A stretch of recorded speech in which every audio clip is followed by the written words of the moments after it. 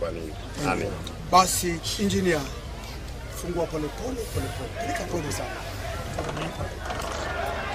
Basi wapenzi wa Mungu, watoto wake Mungu, ilipendeza Mungu kupeana ndugu Cyrus duniani kupitia wazazi wake Mama Selina na Baba Paul ambao walienda kitambo na roho yake imezimika, mwili ulipochoka na Mungu akang'oa hiyo roho akaenda nayo. Na leo hii tuko hapa turejeshe mwili wake ardhini. Ungojee kulingana vile neno la Mungu linasema, kila mwanadamu anaishi duniani, siku ikifika roho inatoka.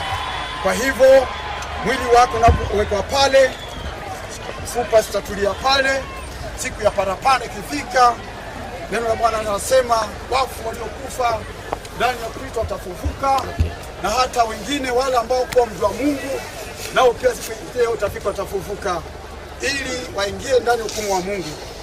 Roho yake kwa Mungu na mfupa zake zatulia kabrini.